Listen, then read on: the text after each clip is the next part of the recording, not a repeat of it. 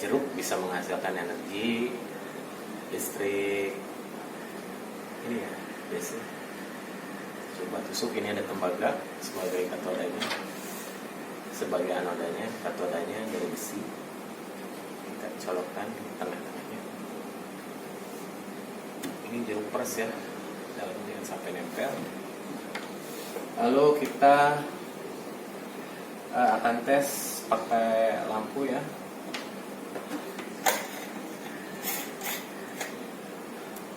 Kita pakai lampu misalnya.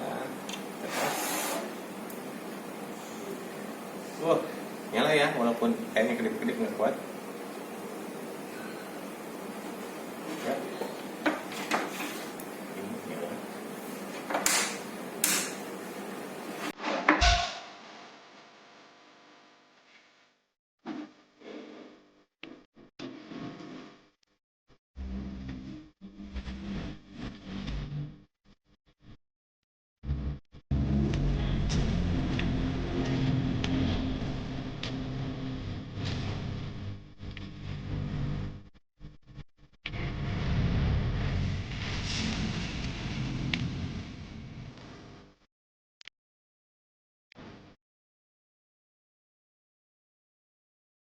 Oke guys, jadi ini cuma gimmick aja ya, video barusan nggak benar-benar bercanda aja.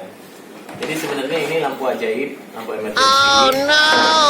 Ini memang kalau dipegang nyala, karena ternyata di dalamnya ada baterainya. Saya terang sedikit. Ini lampunya dihubung secara paralel, ada 35 buah.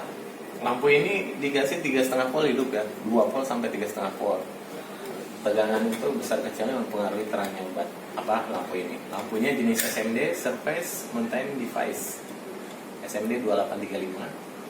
Oke, kita buka lampu ajaib ini. Isinya ternyata ada baterai, di dalamnya satu buah baterai 18650. Nah, baterai 18650 ini ternyata dia terbuat dari lithium ion ya. Lithium ion itu sejenis limbah uranium atau apa yang pernah saya dengar, tapi itu ya ini lah ya. Cuma kekuatannya lumayan juga. Baterai lithium itu suka dipakai di handphone. Ini kebetulan saya juga ada center. Ini baterainya juga, ini belum mulai habis. Baterainya 18650. Jadi sama persis ya baterainya. Di cas rechargeable. Nah, terus power bank juga. Dia pakai baterai 18650. Ini saya power bank saya pakainya baterai 18650. Jadi topik bahasannya adalah kita membahas kekuatan baterai 18650. Ini ada 8. Lumayan untuk 3 kali sampai 5 kali ngecas ya, 30.000 mAh. Kalau handphone kita 5.000 mAh baterainya berarti bisa buat 5 kali ngecas maksimal.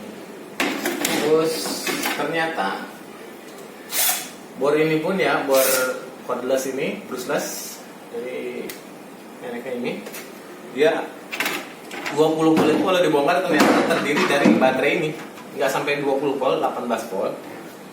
Jadi dia isinya ada 5 ya, kayaknya sih 5. Tapi kalau penasaran kita coba bongkar juga. Ini sih kemungkinannya hanya ada 5 atau 6. Kita lihat saja. Coba sudah saya buka, kita akan lihat seberapa banyak isinya.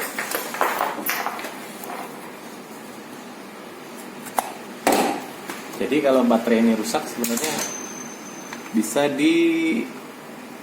kita ganti ya, bisa diganti. Ini isinya. Nah, seperti yang saya bilang ya, pakai 18650. Jadi baterai ini sebenarnya banyak jenisnya, ada yang ringan, berat, terus harganya juga bervariasi, ada yang mulai dari Rp5.000, ada yang Rp70.000. Jadi kalau mau baterainya awet mungkin pakai yang harganya lebih mahal juga ya, bermerek. Jadi dia lebih awet. Ini dia dalamnya, ada PCB-nya, ada 4. Jadi sesuai dengan tebakan saya, ini hampir 4 volt ya. Jadi kalau 4 kali 4 ini udah 16 di sini. Terus ada IC program. Mungkin dia bisa men-trigger menaikkan tegangan dengan, tapi biasanya kalau menaikkan tegangan pakai trafo ya, di sini nggak ada. Mungkin di hubung carry dia bisa nyampe 20 volt, 18 volt. Oke. Selanjutnya kita pasangkan lagi. Oke, ini kita ukur dengan ampermeter ya. 20 volt maksimum lithium. Kita lihat.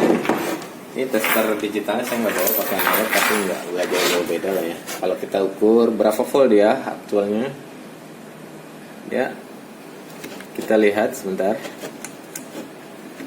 Dia ini ya 20. Saya pakai skala 50 DC. 50 ini adanya di 15. Tadi baterainya cuma 4 kan? 4 kali 3,7. Kalau 4 kali 4 aja 16. Sebenarnya sih dia nggak sampai 20 volt ataupun 18 volt ya. Ternyata baterainya itu mungkin hanya 15 sampai 16 volt aja. Tapi kalau misalkan itu kan rangkaiannya pasti seri. Kalau misalkan di seri kita tambah satu baterai lagi supaya nembus 20 volt, mungkin kekuatan boardnya juga akan berbeda. Itu torsinya akan lebih maksimum. Putaran RPM-nya juga pasti beda karena tegangannya beda. Nanti akan saya coba. Saya up pakai tegangan 20 volt. Coba mungkin di kesempatan video yang lain kita jajal dengan tegangan 20 volt bagaimana putarannya. Mungkin sekian konten untuk hari ini mengenai baterai 18650 ya. Kita kupas dulu juga lampu ajaib tapi lampu emergency. Jadi bukan masalah free energy ya. Tadi cuma untuk ini aja opening. Karena kebanyakan free energy ternyata banyak juga orang yang pakai lampu ajaib ini. Mungkin kalau untuk yang lain kipas juga bisa jadi ya nggak semua video free energy itu gimmick, bisa jadi memang benar, tapi untuk menyaingi kapasitas listrik PLN, kapasitas listrik rumahan dengan free energy sih belum ada solusi yang pasti ya. Bahkan panel tenaga surya pun, solar cell, belum bisa sepenuhnya menggantikan listrik dari PLN gitu, karena butuh panel yang lebar. Jadi seperti pembangkit listrik tenaga surya, dia modulnya banyak, solar cellnya banyak, kapasitas WP-nya juga banyak, baru dia bisa mengcover. Itu pun cuma sebatas untuk mengecas aki. Jadi kalau untuk alternatif pengganti PLN itu belum bisa. Jadi hanya sekedar backup aja.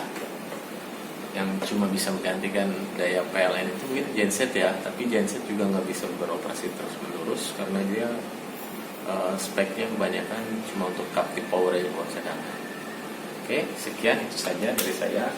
Jangan lupa like, komen, share video ini jika bermanfaat. Terus bantu dukung channel kita supaya lebih berkembang.